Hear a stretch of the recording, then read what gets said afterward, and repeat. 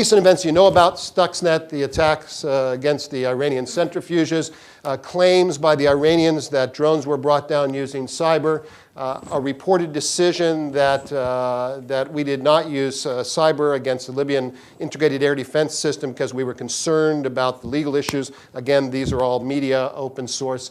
And then the most recent attacks about state attacks on the media coming primarily from China. So lots and lots of this stuff went on. But the problem was, what's the law? You have to understand that we started looking at the law actually at the Naval War College in 1999. There was a major conference, the first major conference. We produced a book on the subject. Everyone was focused on cyber. I went to War College in 95. We were all talking about cyber. Then 9/11 happened, and everyone focused on counterterrorism. Okay? Classic kinetic operations and counterterrorism. We forgot it. So what happened is in 2000 and 2008, suddenly cyber's big, but no one knows what the law is. So around that time, 2009, I got a phone call from Estonia. I was then at the Marshall Center in Germany. I got a phone call that said, please come speak at a conference. By this time, there are now lots of conferences, but all the conferences are the same.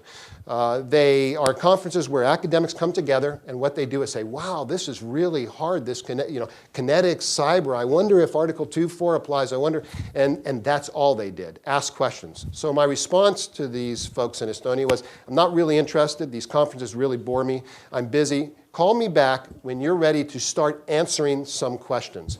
And in fact, in about a month, they did. They called back. They said, we'll fund a project to do anything you want to do to answer the questions.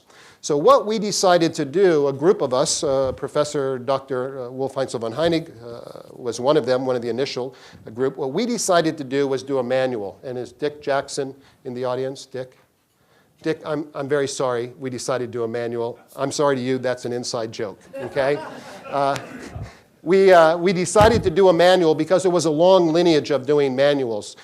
For the legal historians, the Oxford Manual, the Brussels Manual from the 19th century, and so forth.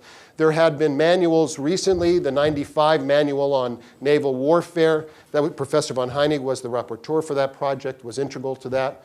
The San Remo Manual. There's a San Remo Manual also on non-international armed conflict that I did with Charles Garraway from the UK and Yoram Dinstein from Israel. There was a Harvard Manual on air and missile warfare, the law of air and missile warfare, led by Yoram Dinstein. A number of us were involved, myself, Professor von Heinig, General Dunlap, others were involved in this project. So we thought a manual might help.